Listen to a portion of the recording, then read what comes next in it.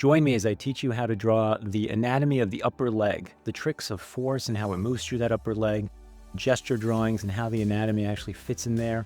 And I'm going to share with you some tricks that help me draw the form and structure of the leg based on its anatomy. You have this sartorius muscle right here, right? It's going from the iliac crest. It's going to go down and wrap around to the side and underneath the knee, and then actually make its way all the way to the bone over here. These muscles I'm not going to talk about too much. They're labeled here in the book, but as you can see, you have the psoas major, the pectineus, and last but not least, the adductor longus. Okay, so in my mind, I'm aware of this region, right? Let's call this 1. And then I'm aware of this region, right? It's region number 2. So it looks something like that. In here, in region 1, you don't really see a majority of these muscles. Someone has to be really well defined, and the leg's got to be under a lot of strain to show these. And of course, contraction, again, is what causes muscles to function, right? They function through contraction. So that would mean you would have to have a leg that's out here and is trying to be pulled towards its center and going against that movement to actually see these muscles get tensed up. So it's rare. It's not an obvious motion for the body when our legs really mostly swing from front to back, right? Which is why the glutes or gluteus maximus, why it's really strong in the rear end, and why your quadriceps are really strong on the front end. Both of those sides of the legs and the pelvis are doing most of the work. Let's go on to our next image.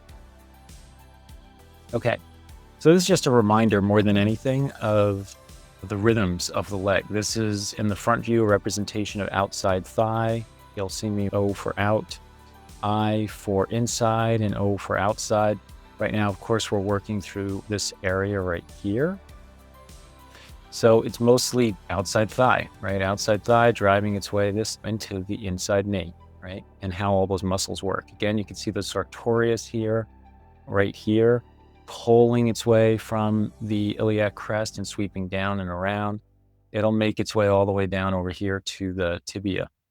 All right, so it's actually also going across 2 joints. One of the rarer situations in the figure, but it's going across the joint of the pelvis here with the femur, and it's going across the knee joint, right? It's a very important muscle, right? And then you can see our quadriceps here, and that's it. And here you can see the abstract shape designs of straightened curves through the legs.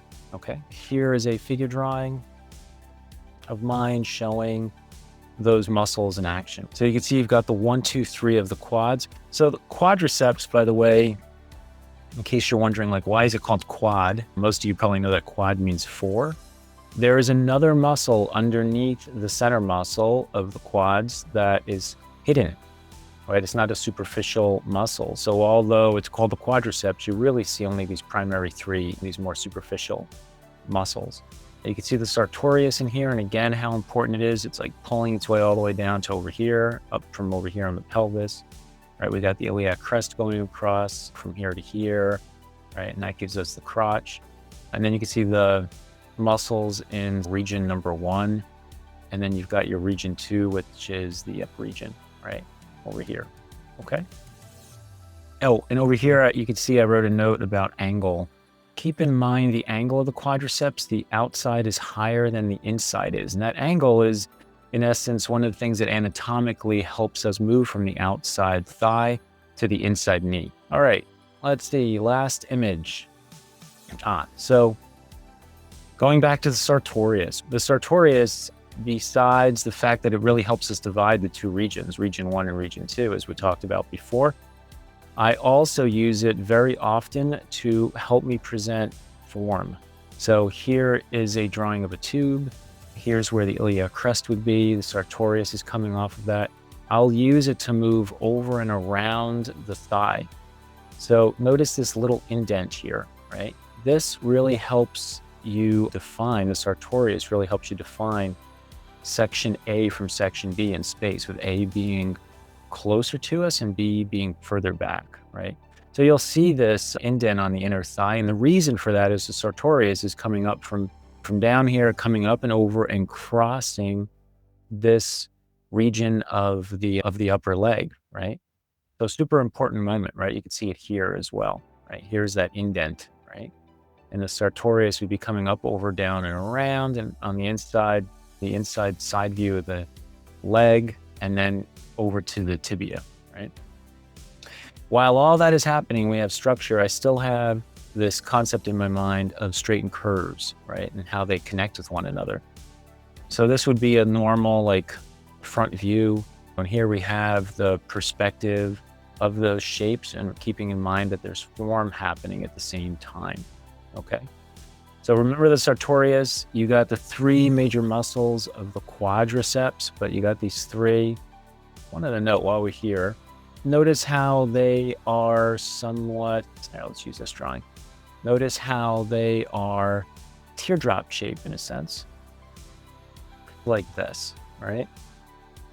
And you got this one over here, and you got this one over here. And they all have this kind of shaping to them. The center one, by the way, the tendon on this is what really ends up pulling all the way down to the knee itself. Okay, and then you have the patella sitting over there, right? So it pulls down like this area I'm toning in right now. That's the femur, right? That's the bone of the upper leg, right? And you have the patella, and you got the tendon from the center glute muscle, right? And then remember the angle.